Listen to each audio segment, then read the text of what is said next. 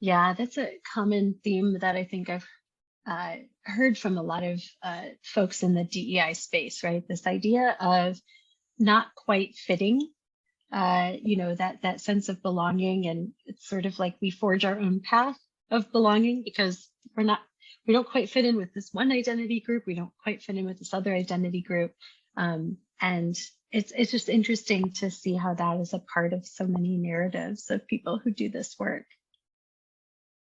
Yeah, I mean, I think it prepares you for that, right? You Yeah. can have the conversations, you can you get comfortable. Like, it's kind of the thing we always talk about, getting comfortable being comfortable, but you learn to do that really early on in life. Exactly. Yeah. So a lot of your work revolves around culture change, right? And when we think about organizational cultures and what it takes to actually change a culture, I'm wondering if you could sort of define what that looks like. How do you talk about this with your clients, with people who are saying, what do you mean by changing the organizational culture? Yeah, I mean, first you have to understand what culture is, right? And that there's organizational culture, there's your individual culture, there's your community culture, and you kind of really have to look at how all of those cultures intersect. You bring your culture to work and you operate from that, and those cultures meld. And in the workplace, it's the patterns.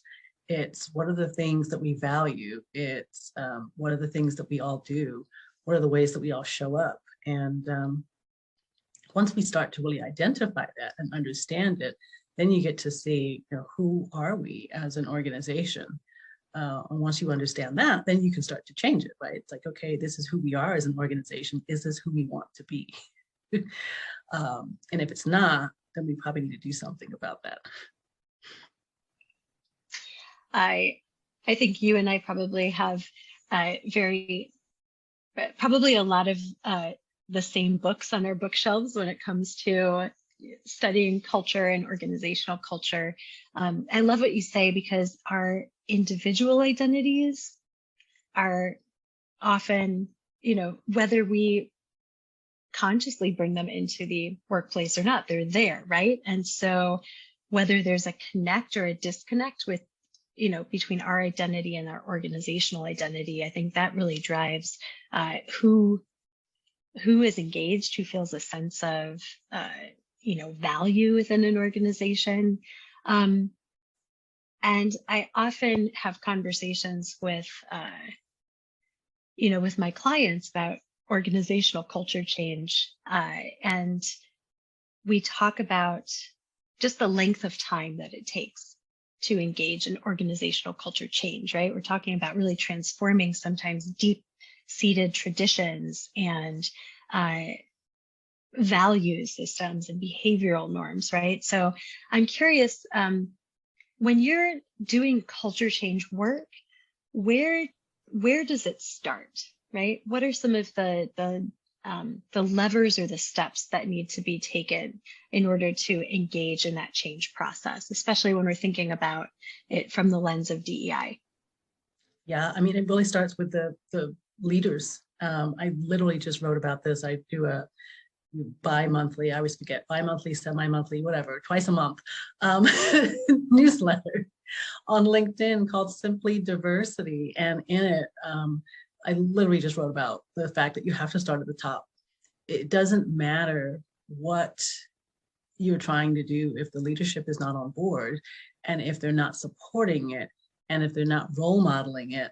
Doesn't matter what you tell the rest of the organization, you're just wasting your time. And so that really is the first step, is that the leadership has to understand, why are we even doing this in the first place? And so it's one of those things where I've got several clients that I've worked with in the past who their why was the big sticking point. It was like anything else that we tried to do really didn't work until they figured out what their why was, why they were doing it. And they want to come at it from all these different places, but it just kept circling back to why. And I was like, now are you ready? Okay. Are you ready now? Because we've talked about this, we've discussed this, and you keep going off in these other directions, and it keeps bringing you right back to the same place, which is you don't know what your why is. You have no idea why you show up to work here every day. And if you don't know that,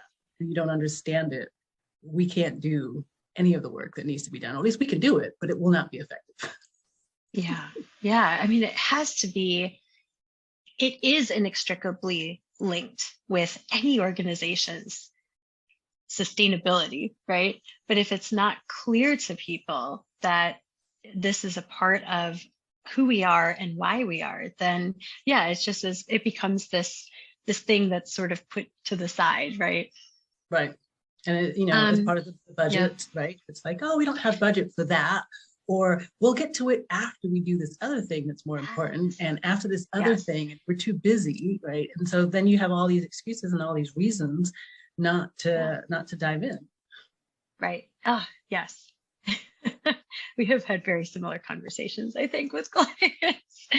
To that end, Stacey, if you could talk a little bit about, you mentioned in terms of who needs to own the culture change, that it has to start with leadership.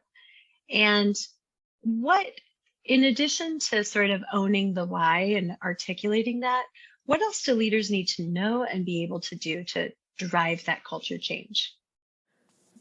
The Culture Stew podcast is a product of MSM Global Consulting and produced by Shelby Rowe Productions.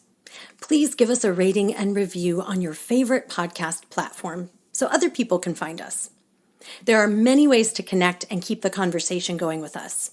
Check out our website at www.msmglobalconsulting.com.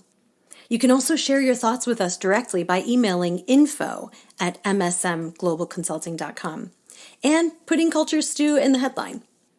Follow us on Instagram at MSM_global, Facebook at MSM Global Consulting, Twitter at Global MSM, and LinkedIn at MSM Global Consulting. Let's keep the conversation going.